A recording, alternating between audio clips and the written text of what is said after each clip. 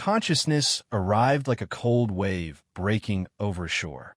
Chinho opened his eyes and found himself surrounded.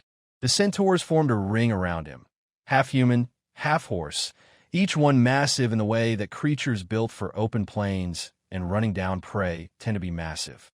Their faces held two emotions simultaneously, hatred and disgust, braided together so tightly they were indistinguishable. He looked down at himself and found a human body, thin and insufficient, the kind of body that would look inadequate even in a world where all bodies were equal. In this world, it was catastrophically wrong. The memories came in a flood he couldn't stop. He was a prince, son of the Centaur king, the only son, and his disqualification was biological. He had been born human from the waist down, which in Centaur society amounted to being born a mistake. His father had died. His mother had followed. The boy whose body he now inhabited had looked at what remained of his life and made a decision about it. And then Chinho's soul, arriving from somewhere else entirely, had displaced whatever had been there before.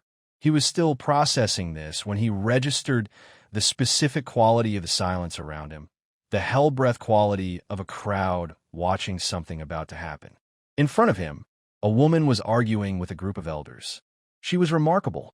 Silver hair, a bearing that suggested she had never once in her life felt uncertain about what her body was capable of, a spear across her back that she moved with like it was part of her. Luna Monov, his loyal guard, his childhood friend. She was placing herself between him and the elders with the calm certainty of someone who has already decided what they're going to do and has no interest in discussing alternatives. The largest of the elders, Elder Boros Stonehoof, a creature built like a siege weapon given personality, was holding an axe in a way that communicated clearly what he intended to do with it. Then a voice spoke inside Chinho's head.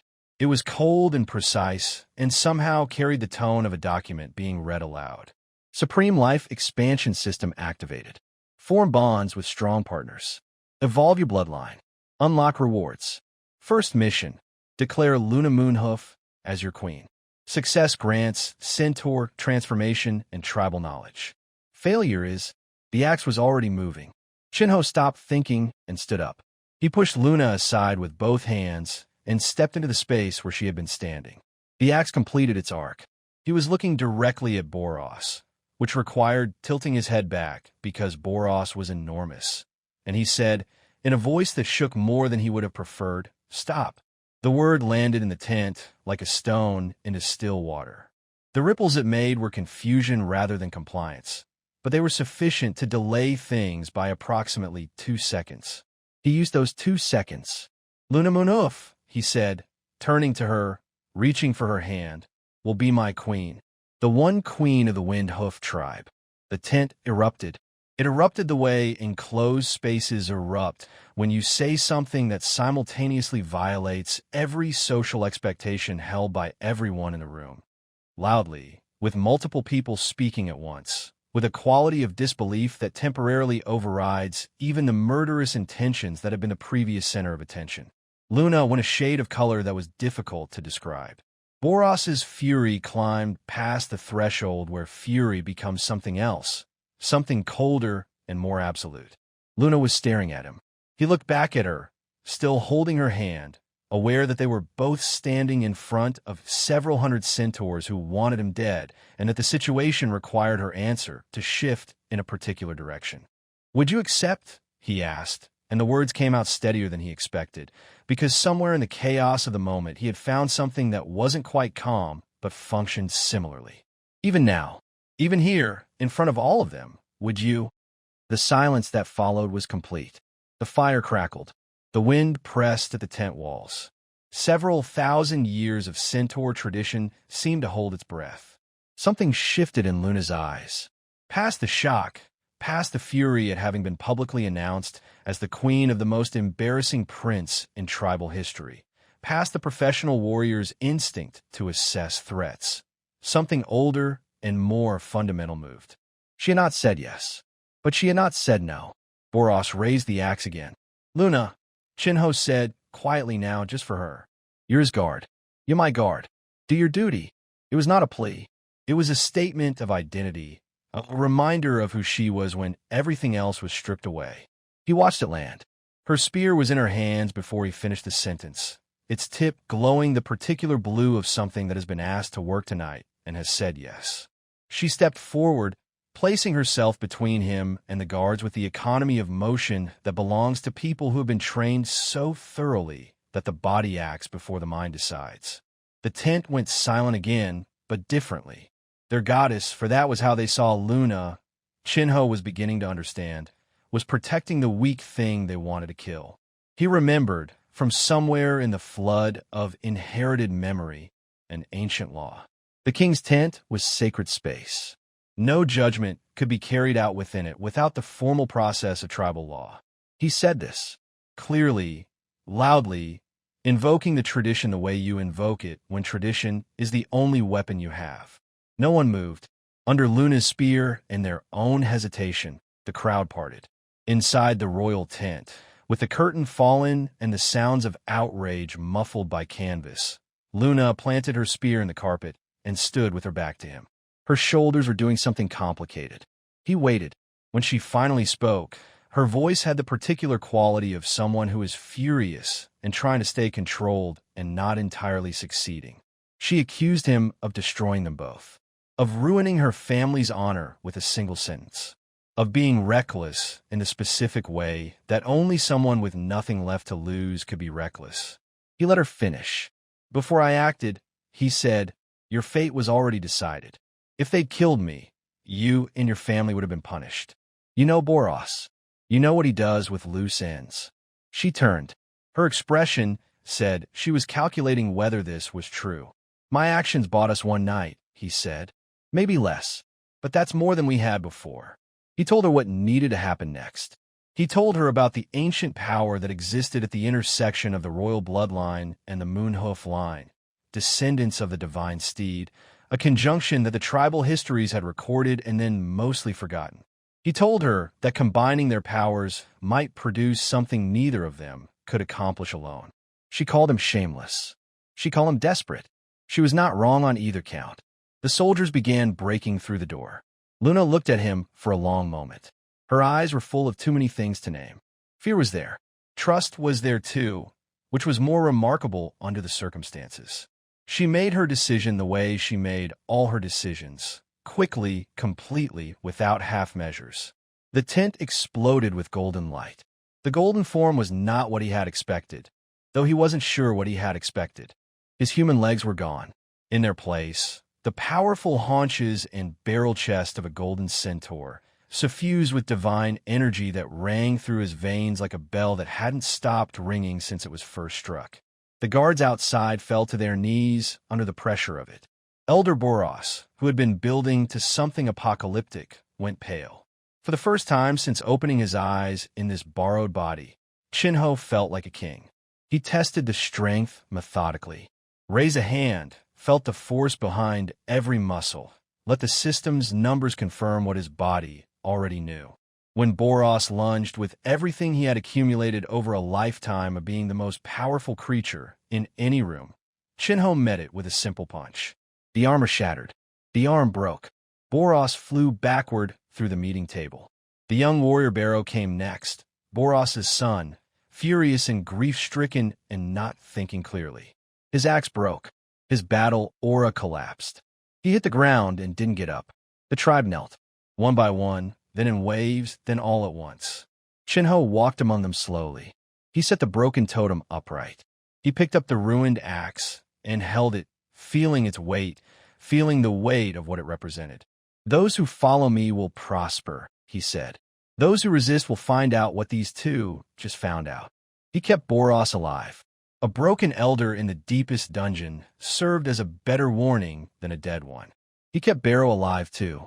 He filed this decision away as strategy, but somewhere underneath the strategy was the recognition that he was not naturally inclined toward killing people who were no longer threats. The tribe stabilized faster than he expected, partly because fear is a powerful stabilizer and partly because the punishments he assigned were firm without being excessive. Half a year's pay for the captains who had knelt first, redirected into rebuilding what the confrontation had damaged. Enough to sting. Not enough to breed the kind of resentment that grows in the dark into something worse. 2 days after the confrontation, with the Windhoof tribe moving at a pace it hadn't managed in years, Chinho gathered the craftsmen. Casca was the best blacksmith in the tribe, and also the most straightforwardly honest person Chinho had met since arriving. He didn't pretend to care about political events. His faith was in fire and iron and the knowledge accumulated over decades of making things. When Chinho said refined steel, the word landed on the workshop like a match on tinder. That's the Dwarven Empire's technique, someone said. That's not possible. Show them, Chinho said. He knew how to do it. The system's reward, the basic smelting technology pack that had arrived when the bond with Luna was confirmed, had settled into his mind like something that had always been there, waiting to be accessed. He gave instructions with the fluency of someone who had been doing this for years. Pump the bellows harder. Layer the charcoal precisely. Stir the molten iron. Burn the impurities away. Don't trap them in. When they tell you to pour, wait. The craftsman moved from doubt to confusion to cautious attention to something approaching wonder over the course of a single afternoon. The system rewarded him at each step.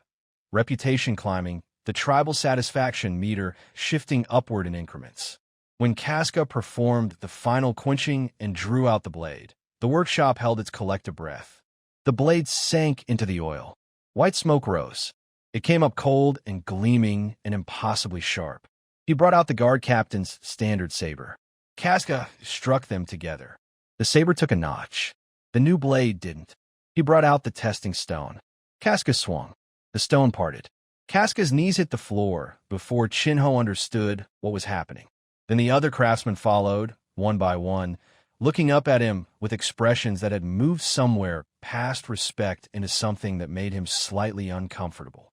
The system chimed its notifications. Reputation, revered. First development, reward granted. And then, separately, distinctly, the notification he had been waiting for without quite knowing he was waiting for it. Queen Luna of the Moonhoof is confirmed to be expecting. Potential assessment. S. Legendary talent activated. Twin divine birth. He left the workshop at something between a walk and a run. She was coming out of the tent as he arrived, and he stopped short because she looked pale and tired in the specific way that a person looks when their body is doing something large and unprecedented. She saw him, and her eyes brightened. Involuntarily, automatically, the way a person's eyes brighten when they see someone they trust. He said nothing. He stepped forward, put his arms around her, and felt her lean into him with a weight that said she was more tired than she was letting the rest of the tribe see. He looked down at her flat stomach. The system had told him. Luna did not yet know. He whispered in her ear, "You've worked hard. Our child is healthy." She went rigid. Then she looked up at him, and her eyes, which had contained so many things since the moment he had grabbed her hand and declared her queen in front of everyone she knew, filled with something new. Joy and shyness and a confusion that was not unpleasant and a maternal recognition she had not known she was capable of feeling yet. Then the scout arrived at a dead run, sparks from hooves on stone, voice urgent with exactly the kind of news that comes when things have settled enough that fate decides to complicate them. Blackhorn tribe scouts, 30 of them, eastern border. The moment of warmth contracted and became something else. Chinho felt it, filed it away, and turned to face the next thing. Freya Redmine came into the council tent without knocking. She was striking in the way that things built for a single purpose are sometimes striking. A large battle axe resting on her shoulder, fire-red hair in dozens of braids decorated with bone and feather, a body that communicated capable of considerable violence before she'd said a word. She was the niece of Elder Boros, and since her cousin Barrow's defeat, she had become the de facto leader of the faction that had previously wanted Chinho dead. She came in because she wanted her uncle's life spared. The system noted his interest in winning her over. A hidden mission materialized, the Wild Mare's Challenge. Gain Freya Redmond's trust and loyalty. He looked at her for a moment, the pride in the set of her shoulders, the way she held herself as a warrior, even when making a political request, the intelligence behind the fire, and made a decision. Release him, he said, and let him spend his remaining years stirring trouble. We won't, she said immediately. I swear it. My warriors, 103 of them, will pledge to you. Full loyalty. Just let them live. Your loyalty is too cheap. He leaned forward slightly. Before Barrow challenged me, he thought he was loyal too. Her face went red. Her hand tightened on the axe. What do you want then? A real bond. He looked at her steadily. I want you to marry me. Second queen of the Windhoof tribe. The tent went the way tents go when a king proposes marriage to the niece of his defeated enemy in front of his entire war council. Very quiet, in a stunned rather than respectful way. Freya's expression cycled through shock, fury, and something that was trying to be cold disdain but had warmth at the edges. I only marry someone who defeats me fairly in single combat. Good, Chinho said, standing. Training ground. Half an hour.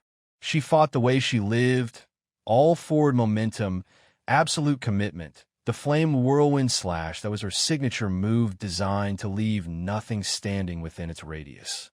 She spun like a tempest, the axe trailing fire, and the crowd that had gathered to watch held their breath. Chinho moved like water. His footwork was strange, rhythmic, almost mathematical, keeping him at the edge of her striking range, close enough to be maddening, far enough to be untouchable. His spear found the surface of her axe again and again at angles that shouldn't have been possible, each hit precise and minimal, each one draining a little more of her momentum without stopping it entirely. She felt herself slowing. She felt the vibrations running up her arms every time metal met metal in those impossible positions. She felt her form getting ragged. She stopped the spin and brought the axe straight down at his head. He raised the spear horizontally. She felt the impact, felt something slide along the axe handle like a thing with intelligence, felt the strike to her wrist that came from nowhere. The axe hit the ground. Her hands were empty. The arena was silent. Chinho stepped forward before anyone had processed what they'd seen, caught her around the waist, and lifted her onto his shoulder. She weighed, he noted, with the particular focus of someone doing something that requires physical concentration. Quite a lot. He carried her off the stage anyway. She hit his back with her fists.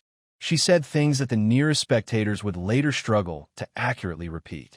He carried her to stand in front of her stunned warriors, set her down, kept one arm around her waist because she would absolutely run if he didn't, and looked at her flushed, furious, magnificent face.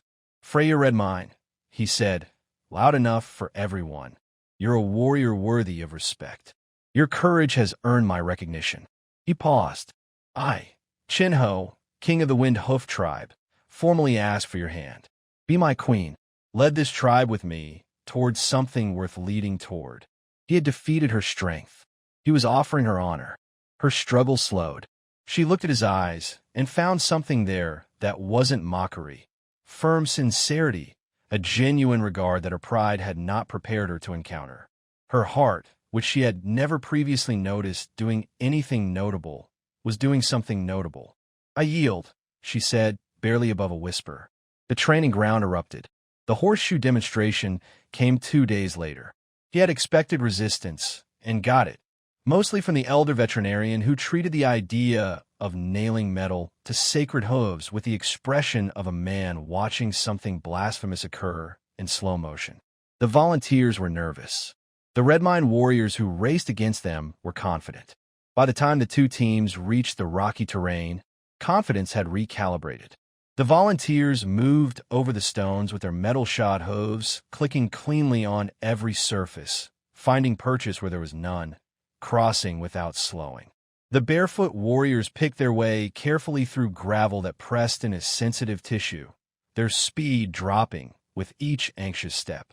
The gap opened to 100 meters, then 200. By the river crossing, it wasn't a race anymore. The elder veterinarian, when the shoe-wearing team returned to the finish line while Freya's group was still visible in the distance, stood for a long moment looking at the evidence. Then he knelt, slowly, with the deliberate gravity of someone who has just revised something fundamental. King, he said, I was ignorant. You were doing your job, Chinho said. Now I'll do a different part of it. Fit every warrior before the Blackhorn army arrives. The scout arrived while the celebration was still warm. 3,000 Blackhorn warriors. Their chieftain wanted food, women, and Chinho's head. In that order, the surrender faction materialized within the hour, which Chinho had expected. Fear is a reliable catalyst. The man Cheyenne made the argument for handing over the king with the logical confidence of someone who has confused calculation with wisdom. Chinho listened to the full argument. Then he walked over, put his hand on Cheyenne's shoulder in a way that appeared paternal from a distance, and said, "Very reasonable. But consider, when the Blackhorn wolves are full from eating me today, what do they eat tomorrow?" He watched the logic land. Your wife, your children. Surrender is not a trade. It's a delay with a worse ending. He broke the neck quickly. He did not enjoy it. He filed it under necessary and moved to the next problem. The remaining members of the surrender faction found themselves looking at Luna's spear, which had appeared at the same time as Boros's voice had begun drifting from the dungeon with helpful suggestions about handing over the king. Chinho walked to the dungeon entrance and spoke into the dark. "Boros, watch what I do with the war you think we can't win." And he climbed the platform and looked at his tribe. He gave the speech he needed to give. Not the speech of a king who has everything under control. They would have seen through that, and fear is better used than denied. He named it. He agreed they were afraid. He said it wasn't shameful. Then he said, "Look around you. Look at who is standing next to you." He said, "A tribe of 1,000 fierce lions defending their home is a different thing entirely from 3,000 wolves who have traveled far to take something that isn't theirs." He drew his steel blade and let the forge light catch it. They have numbers. We have quality. They are greedy. We are angry. Retreat means death with no burial place. Fight and we might die. But the word might is worth everything. The roar that answered him was not the performed enthusiasm of a crowd obligated to cheer. It was the real thing, the sound of fear transmuted, of people who had been afraid and had decided that fear was an acceptable price for the alternative. Then he uncovered the box. The three-pronged war daggers were simple and looked like nothing. That was part of the design. He explained their purpose with the clinical precision of someone describing a tool. A triangular wound, maximum bleeding, hard to close. Made for ambushes. Made for breaking armor. Every centaur who looked at them shivered slightly. Good, he thought. The battle plan he laid out on the model was met with Freya's immediate protest. Ambushes were cowardly. The warrior's honor demanded direct combat, and so on. He let her finish, then took the white stones and the black stones and showed her the mathematics of what her honor would cost. She went pale watching it. "Honor isn't about rushing to die," he said. "Honor is making your enemies die in the most painful way. Honor is your brothers coming home to their wives." He watched her work through it. He watched the moment when her pride and her love for her warriors found a way to exist together. "Fine," she said. "If the ambush works, I lead the first charge in the final battle." Done. The ambush worked. 200 Blackhorn warriors entered the valley with the confidence of people who had not sent scouts ahead, which communicated everything important about how they viewed the Wind Hoof tribe as a threat. They laughed as they walked. They talked about what they would take. They were still talking when the rocks came down. The arrows followed the rocks. The warriors followed the arrows. By the time the battle was over, the valley held 200 dead and no Windhoof casualties. Freya stood among the fallen with blood in her hair, looking at the spear that had done the work, and then at the figure standing further up the slope with his golden eyes calm and his expression containing something she was beginning to understand was not coldness but calculation. She had thought she knew what strength looked like. She was revising this. The final battle was briefer than anyone expected once the chief was dead. Chinho did not use a weapon against Blackhorn muzzle. The Wolf-Tooth Club came down with the force of several years of confident cruelty behind it, and Chinho hit it upward with one fist, and the club went sideways and Muzzle's arm made a sound that finished the discussion. The follow-up was clinical. The head came off. He held it up. Those who surrender will not be killed. The grassland went quiet in the specific way battlefields go quiet when everyone remaining alive simultaneously realizes the fighting is finished. Then the system spoke, noting a high-value target in the conquered camp. Blackhorn Terra was her father's daughter in the way that capable people are sometimes their parents' children. She had inherited his authority without his cruelty, his intelligence without his arrogance. She walked into his tent without being summoned, which told him something. She stood straight, which told him more. She asked about her people's fate with the directness of someone who has decided that dignity is more important than strategy. He told her the land and the people belonged to him now. He watched her absorb this. "We can become vassals," she said. "Tribute every year. Just let the names survive." "You have no position from which to negotiate," he said. Not unkindly. Factually. She held his gaze. She was doing the calculation every leader does when the battle is lost. "What can I trade for my people's survival?" "Marry me," he said. Third Queen. "You become the link between two tribes. Your people don't become prisoners. They become subjects with full rights. The same horseshoes, the same steel, the same everything we have." Her face went through several things quickly. Horror, fury, the specific grief of being asked to become a queen by the man who killed your father. "Dream on," she said. He told her what he told her, not to wound, but to honestly assess. Her father's cruelty had made enemies. His arrogance had led 3,000 people to their deaths. Hate was the cheapest and most useless currency in the world. She could spend it all on him, and her people would still be cold and hungry and subject to whoever came after him. He placed the horseshoe and the steel ingot in front of her. He left her with them overnight. In the morning, she was kneeling, not in surrender, in the posture of someone who has made a decision and is committed to it. Her eyes, when she looked up, were clear. The hatred was still there, somewhere underneath, but it had found a context it could exist in without consuming everything else. "Blackhorn Terra offers everything," she said. "Loyalty and service. Only ask that the king treats my people well." The system confirmed her loyalty at 85%. High loyalty. He helped her up. "Third Queen of the Wind Hoof Tribe," he said. "Your people are my subjects." Leoya Shaolon was the tribe's chief healer, which meant she had spent her life applying rigorous empirical logic to problems that other people solved with prayer. She was gentle and precise, and wore crystal glasses that she adjusted whenever she was thinking carefully, which was almost always. She had long light hair braided back from a face that was, when not obscured by the glasses, quite striking. She was also dying. The withered vine illness had been with her for years, a chronic wasting of the lungs that she had suppressed with herbs and willpower and professional stubbornness, but never cured.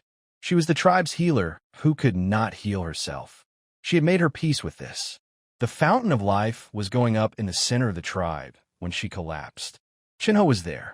He appeared from wherever kings appear from when things go wrong, and he picked her up with the matter-of-fact efficiency of someone for whom carrying people is a practical solution to a practical problem, and he carried her to the new fountain. The moment her body touched the water, what happened next made several watching centaurs question their understanding of how the world operated. The dark, destructive energy inside her, the vines that had been slowly closing around her lungs for years, met something it had no vocabulary for. Pure life energy, fundamental and ancient, the kind that doesn't argue with disease because it is more basic than disease. The vines dissolved, the damage repaired. The exhaustion that had lived behind her eyes for so long, it had become part of her face, lifted away. She stood in the fountain and looked at her hands, and then at him. She removed her glasses. Her eyes, unobstructed, were the clear green of something that grows in very clean water. She pressed her forehead to his hoof and said, very quietly, that her life was his gift and her knowledge was his service, and her everything was dedicated to him, her king. The system noted the hidden task and offered its rewards. Advanced herbalism, a special building blueprint for the herb garden. And something more interesting, a faint trace of ancient elf bloodline, inactive, that suggested the Black Forest might hold answers. Which was relevant, because the scout arrived that same evening with news of magical disturbances in the Black Forest. Strong ones, and something that might be elves,